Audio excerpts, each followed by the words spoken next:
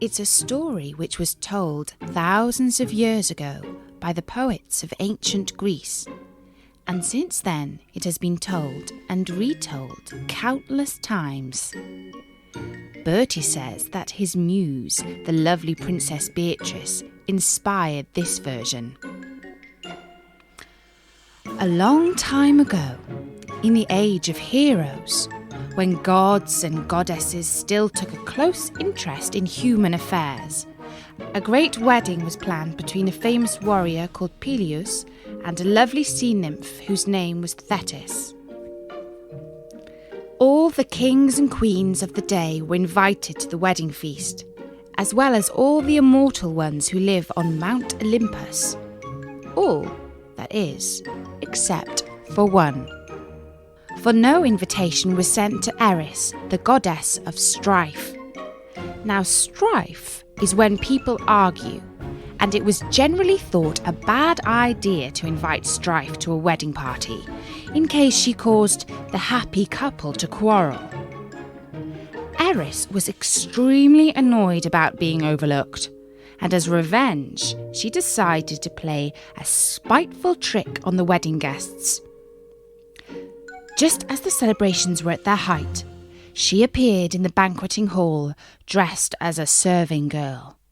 A silver plate was in her hands, and on it an apple, on which she had written the words, "For the fairest of them all."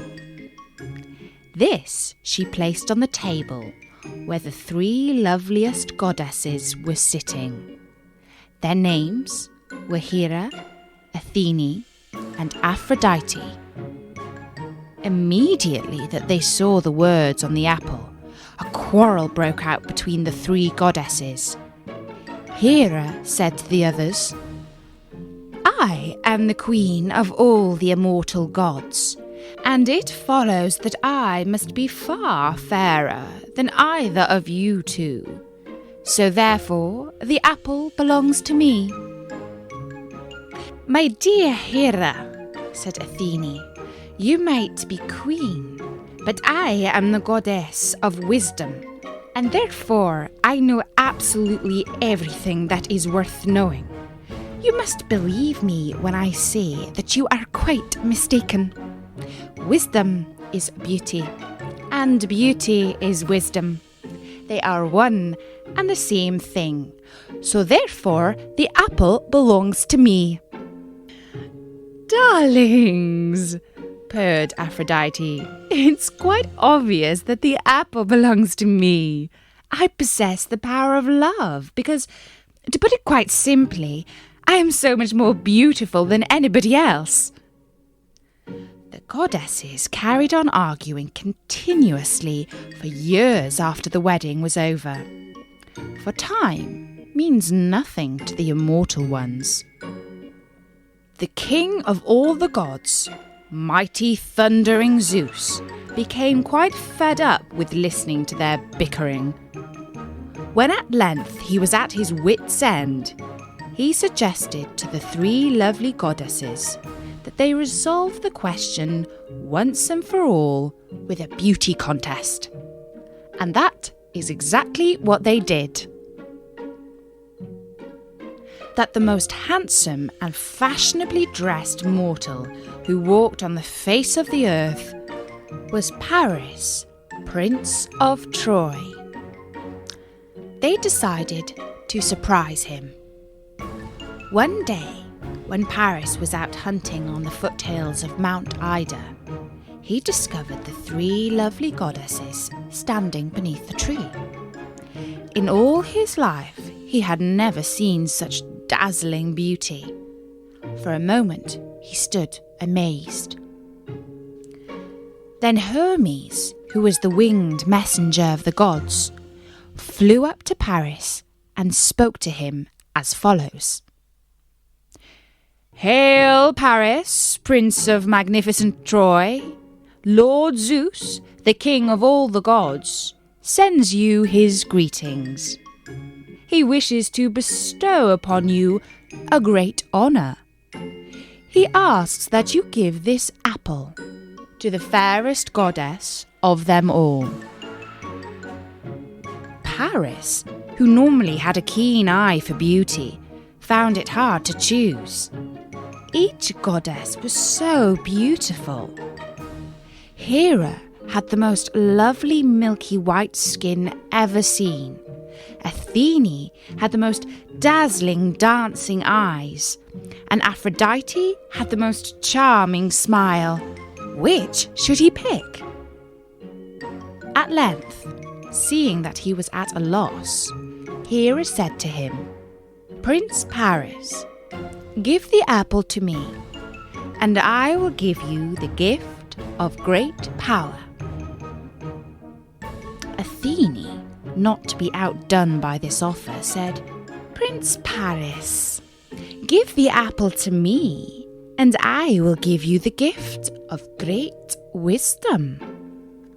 But Aphrodite laughed and said, "Paris, my dear, don't you listen to those two silly goddesses. What fun would you have with power or wisdom? Give the apple to me, and I will give you a gift that is much more to your liking. I shall give you the love of the most beautiful woman on earth." Now Paris no longer found the choice so hard to make. He had long been in love with the most beautiful woman on earth, whose name was Helen. It so happened that Helen was married to King Menelaus, and Paris had thought up until that moment that the possibility of his winning her love was beyond all hope.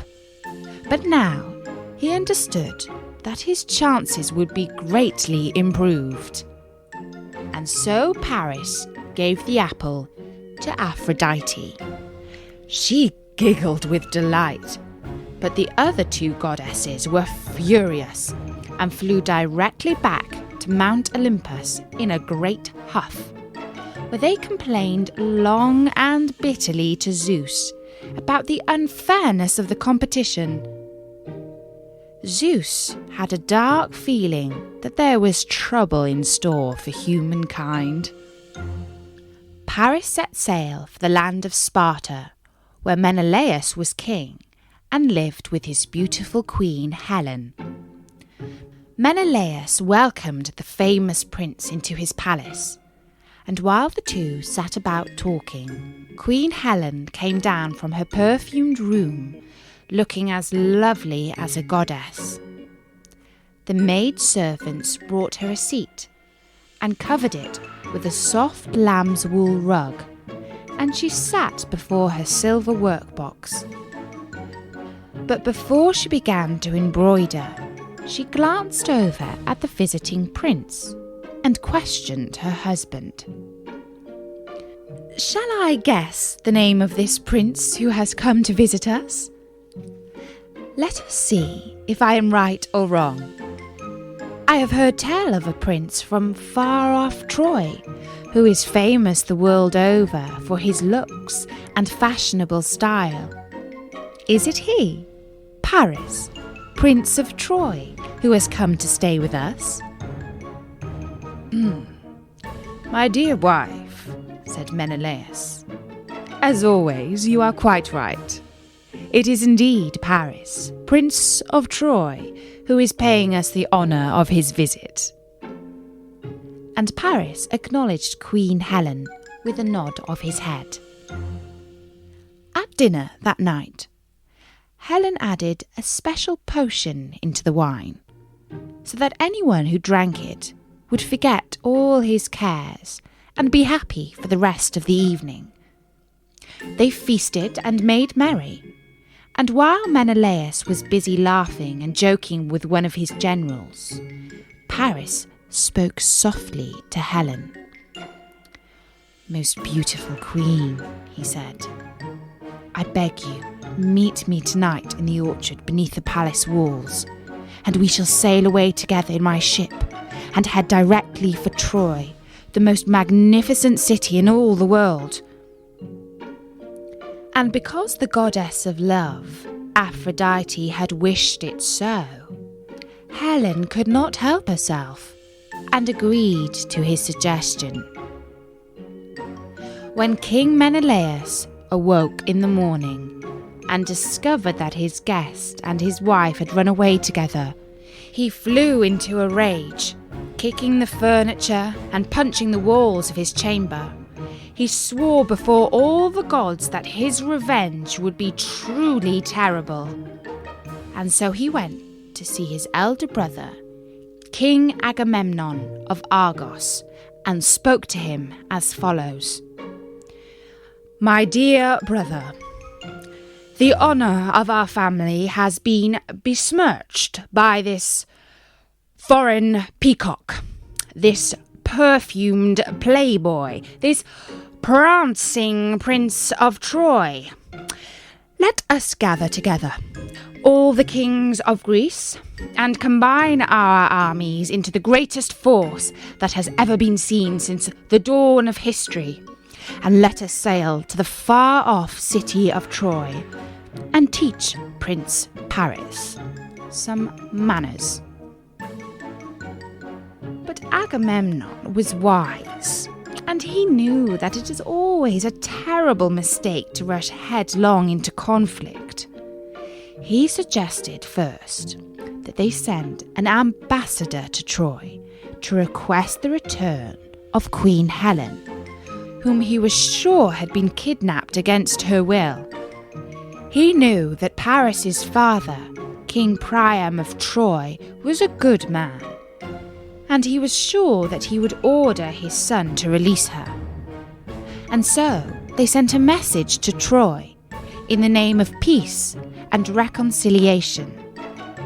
But Helen did not wish to go home, and Prince Paris refused to return the lovely queen to her husband, saying that they had been brought together by the goddess of love, Aphrodite herself. And so that meant war. King Agamemnon, the brother of the wronged Menelaus, summoned all the kings of Greece and prepared a navy of 1,000 ships, the greatest military force to ever set sail. And that is the story of how the Great War between the Greeks and the Trojans was started by Prince Paris and Queen Helen. I will be telling the rest of the tale of Troy soon. Bertie says you should look out for the wooden horse, which is one of the most exciting bits of the story. And of course, I won't forget to tell you all about that. But for now, from me, Natasha, bye-bye!